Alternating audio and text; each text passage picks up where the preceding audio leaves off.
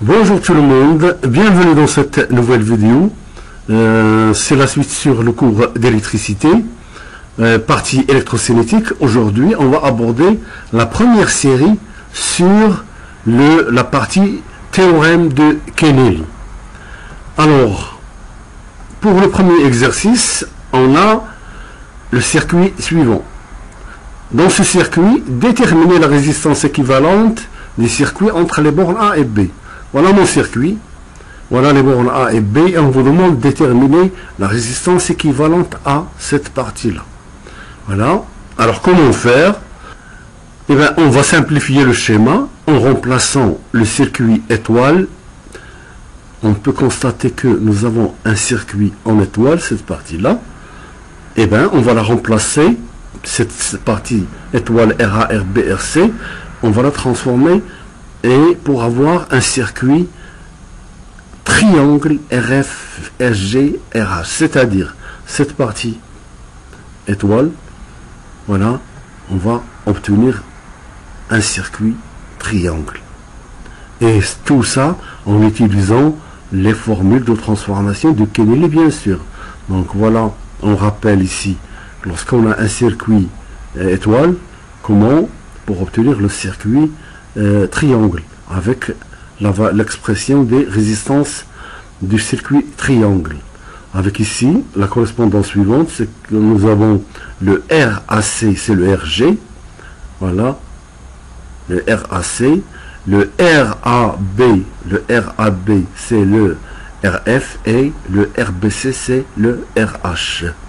Voilà, donc, une fois que nous avons cette partie-là, eh bien, le montage devient simple à étudier, puisque je peux constater que là, j'ai RD, RF qui sont en parallèle.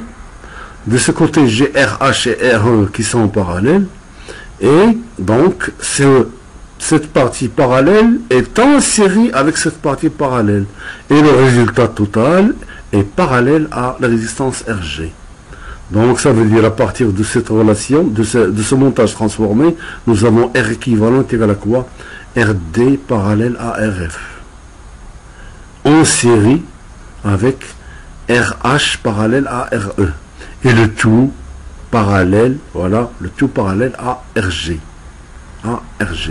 Ceci se traduit par tout simplement RD parallèle à RF plus RH parallèle à RE, le tout parallèle à RG. Mais à l'aide des formules de transformation de Kennelly, on a RG égale, c'est-à-dire le RG là, elle est égale en fonction des éléments de l'étoile, RA, RB, ou RA, RC, ou RB, RC sur RB. La même chose pour RF et pour RH. Voilà, donc, voilà le résultat de la résistance équivalente. Juste pour vous donner un exemple là, c'est-à-dire un ordre de grandeur de ce qui se passe lorsqu'on utilise une transformation de ce type-là, si je prends par exemple RA égale RB égale RC égale à un homme, c'est-à-dire j'ai un homme là, un homme là et un homme là. Alors qu'est-ce que je vais obtenir là en termes de valeur numérique? Eh bien je vais tout calcul fait, ça va me donner RG égale, puisque je vais avoir par exemple pour RA 1 fois 1 plus 1 fois 1 plus 1 fois 1 divisé par 1, ça veut dire c'est 3, divisé par 1 c'est 3, et comme RG est égal à RF est égal à RH, donc je vais obtenir RG égale RF égale RH égale 3 ohms. Voilà, juste pour avoir un ordre de grandeur sur la valeur obtenue. Alors maintenant, on va passer à l'exercice 2, dans lequel on a le circuit suivant. Alors dans ce circuit, on vous demande, en appliquant le théorème de Kennelly, donner le niveau schéma du circuit. Donc ça veut dire, là, je me trouve cette fois avec un montage triangle, là, il est triangle, et il est plus simple, dans ce cas-là, dans cet exercice, de le transformer en étoile, parce que qu'est-ce que je vais obtenir? Je vais obtenir une résistance là, et une autre là, qui va être simple à traiter. Donc, pour vous aider, de la même façon, je fais un rappel sur les formules de transformation. C'est-à-dire, je pars du montage triangle pour aboutir au montage étoile. Et voilà les relations de passage pour obtenir RA, RC et RB. Alors, dans ce cas-là, on vous demande de déterminer, une fois la transformation de montage réalisée, on vous demande de déterminer la résistance R, la valeur de cette résistance, pour que la résistance équivalente, R équivalent des circuits entre les points A et D soit égale à R. On vous demande quelle doit être la valeur de R de manière à ce que la résistance équivalente entre ce point-là et ce point-là, c'est-à-dire de cette partie, cette résistance équivalente soit égale à R. Et dans ces conditions, on vous demande, dans ce cas-là, que vaut le rapport des tensions V sur E. Voilà E, et V, il est là. Alors, on va passer à la solution. Donc, voilà, on a dit, il faut transformer cette partie triangle en montage étoile. Donc, la portion A, B, C, A, c'est-à-dire ce montage triangle, est disposé en triangle. On va le transformer en étoile en utilisant, bien sûr, le théorème de Kennelly. Je pars de cette configuration, puisque ici, les résistances AC, AB, AC sont toutes égales et égales à R. Voilà. Et bien, à l'aide du théorème de Kennelly, je vais obtenir le montage étoile suivant, dans lequel j'appelle la première résistance alpha, bêta, gamma. Et bien, en utilisant les formules de transformation que je rappelle dans cette partie-là, qu'est-ce que je vais obtenir? Et bien, alpha, par exemple, là, le RA est égal à RAB, RAC sur RAC plus RAB plus etc. Donc RAB est égal à R, RAC est égal à R, RB c'est égal à R, ça veut dire RA, ce qui est alpha pour nous, ça veut dire est égal à R fois R sur R plus R. Donc ça fait R fois R sur R plus R est égal à R sur 3. Et comme A bêta est égal à A gamma est égal à alpha, donc le tout, ça veut dire le alpha, le bêta et le gamma, ils sont toutes égales à R sur 3. Donc, à partir de ce montage-là, on va obtenir le montage suivant. Voilà, ce triangle est transformé en étoile, voilà. Et bien maintenant, ça devient plus simple, parce qu'on se trouve avec quoi? On se trouve avec cette résistance, en série avec celle-là, et cette branche-là, elle est en parallèle avec cette branche-là, dont on peut déterminer la résistance équivalente, qui est en série avec celle-là. Alors maintenant, on passe à la deuxième question, c'est-à-dire, on cherche quelle doit être la valeur de R pour que la résistance équivalente entre A et D, c'est-à-dire entre ce point et ce point, la résistance équivalente de tout ça soit égale à R. Donc dans un premier temps, on va essayer de déterminer la résistance RND, la résistance entre N et D. Là. Ben, qu'est-ce que j'ai? J'ai cette branche-là en parallèle avec celle-là. Donc les branches NBD, NBD et NCD, voilà, sont en dérivation. La résistance RND équivalente à la portion de ce circuit comprise entre N et D a pour expression. Donc j'ai ici une résistance que je vais appeler par exemple la R1 et là c'est R2. Donc si j'utilise les formules de calcul de résistance parallèle, le résultat ça va me faire R1 que multiplie par R2 sur R1 plus R2. Mais on va procéder de manière un peu plus simple. Je vais dire que si je raisonne en termes de résistance, eh bien je vais dire R égale à R1 fois R2, R1 fois R2 sur R1 plus R2. Mais si je raisonne en termes d'admittance, c'est-à-dire de conductance, l'inverse de la résistance, eh bien je vais dire que 1, la résistance équivalente entre N et D, 1 sur RND, ça veut dire tout simplement Y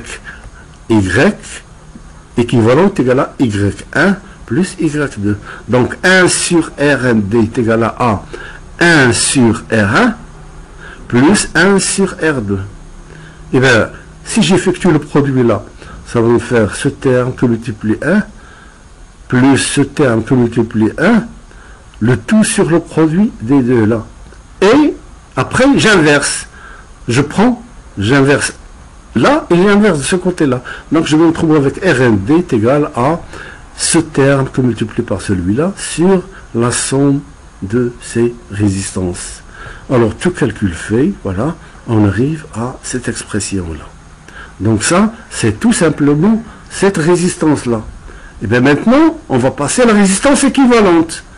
Donc, pour prendre toute la partie comprise entre A et D. Voilà, la résistance équivalente à la portion de ce circuit, entre A et D, on la note R équivalent. Voilà, je rappelle là le montage, après transformation là. Maintenant, on vient de calculer la résistance RND, c'est-à-dire cette partie-là, compris dans le cercle bleu. Voilà, on vient de calculer. Et bien la résistance équivalente globale, c'est quoi? C'est la résistance équivalente obtenue là, plus R sur 3. Voilà, R équivalent égale à RND plus R sur 3. Je remplace RND, puisqu'on vient de le calculer dans la page précédente. Et bien, ça me fera ce calcul-là, et j'arrive au bout à cette expression-là, dans laquelle on a le résultat 9R carré, plus 15 petit r grand R sur 15R plus 9 grand R. On veut, c'est ce qu'on a dit au départ, on veut que la résistance équivalente de tout ça là soit égale à A grand R. Donc je n'ai qu'à faire l'identification suivante. R équivalent est égal à grand R. D'où, eh bien, voilà R équivalent, c'est ça, est égal à R. Et puis, je résous cette équation-là, et bien elle va me donner que, dans ce cas-là, pour avoir la résistance équivalente entre A et D, de tout ça là, pour qu'il soit égal à la résistance R, il faut que ce grand R est égal à A petit r, ce R là. Voilà le résultat final. Dans cette troisième question, on nous demande de déterminer le rapport V sur E. V sur E, c'est-à-dire la tension aux bornes de R. On a dit V, c'est aussi U. Voilà, c'est VC, UCD. Donc, le rapport V sur E ou bien U sur E. On cherche ce rapport des tensions. Donc, le montage qu'on a obtenu après transformation de Kennedy, il est là. Voilà, on l'a arrangé, on n'a rien changé, on a tout simplement changé la disposition. Voilà. Donc, pour montrer tout simplement que on a une branche là, et puis on a une deuxième branche là, et que nous, ce qui nous intéresse, c'est la tension au bord de R. Voilà.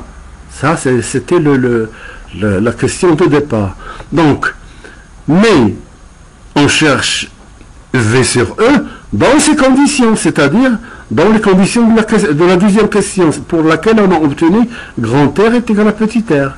Donc les branches NBD et NCD sont identiques. Ça veut dire, puisque cette branche est identique à celle-là, et que ces deux sont en parallèle, le courant qui arrive là, il voit la même chose ici et ici. Donc, ça veut dire que le courant va se partager. Ici, c'est I. Donc ici, on aura I sur 2, et après, ça reprend I. Voilà. Donc, INBD est égal, le courant qui passe là, est égal à INCD, est égal à I sur 2. Voilà. Et bien maintenant, à quoi est égal U qui est égal à UCD? À quoi est égal cette tension-là? Eh bien, on a la résistance grand R qui est égale à petit r, voilà. Et bien, la tension-là est égale à grand R fois I sur 2. Voilà, grand R fois I sur 2. Ou bien, petit r fois I sur 2. Puisque, dans ce cas-là, grand R est égal à petit r. Ici, à quoi est égal? Eh bien, puisqu'on a dit